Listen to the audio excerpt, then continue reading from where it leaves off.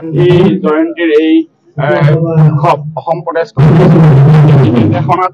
সমগ্ৰ অসমৰ প্ৰত্যেকটো মণ্ডলত এই সভা অনুষ্ঠিত হৈছে আৰু আমি আজি চমৰীয়া সমষ্টিৰ নৱগঠিত চমৰীয়া সমষ্টিৰ টুকুৰাপাৰা মণ্ডলত আমি উপস্থিত আছো আৰু এটা আমি আহ্বান জনাইছো নৱপ্ৰজন্মলৈ মহামানৱ মহাত্মা গান্ধী আজি যেন মহাত্মা গান্ধী কি নীতি আছিল ভাৰতৰ সংবিধান ৰচনাৰ মূলত কি আছিল বাবা সাহেব আম্বেদকাৰৰ দ্বাৰা সংবিধান সভাৰ দ্বাৰা কি কোনখন সংবিধান ভাৰতক শক্তিশালী কৰিব পৰা ভাৰতক সমগ্ৰ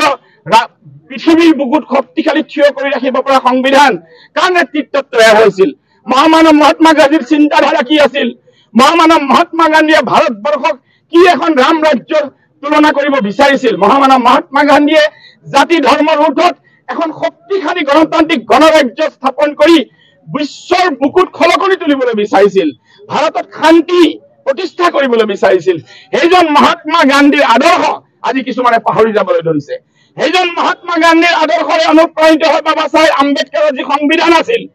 কিছু শক্তিয়ে আজি সংবিধানৰ কিছু আৰ্টিকল বিলুপ্ত কৰিবলৈ বিচাৰি আছে আজি মহামানৱ মহাত্মা গান্ধীৰ নতুন প্ৰজন্মই চিন্তা কৰাৰ সময় আহিছে আৰু তাকে সৰুগত কৰি অসম প্ৰদেশ কংগ্ৰেছ কমিটিৰ নেতৃত্বত সমগ্ৰ অসমত প্ৰত্যেকটো মণ্ডলত সভা হৈছে আজি আমাৰ ইয়াত সভা হৈছে আৰু আপোনালোকলৈ ইলেক্ট্ৰনিক মিডিয়া প্ৰিণ্ট মিডিয়ালৈ মই বহুত ধন্যবাদ জনাইছো আজি সম্প্ৰচাৰৰ কাৰণে আপোনালোকে আহিছে আজি যেন মহামানৱ মহাত্মা গান্ধীৰ এই গান্ধী জয়ন্তীত আপোনালোকো তাৰ লগতে থিয় হৈছে এইটো এটা আমাৰ কাৰণে পৰম গৌৰৱৰ বিষয় সকলোকে মই ধন্যবাদ জনাইছো হয় দৰ্শকবৃন্দ আমাৰ বোকাজান আসাম ভইচ চেনেলক আপোনালোকে সাবস্ক্ৰাইব আৰু শ্বেয়াৰ কৰক যাতে আমি আৰু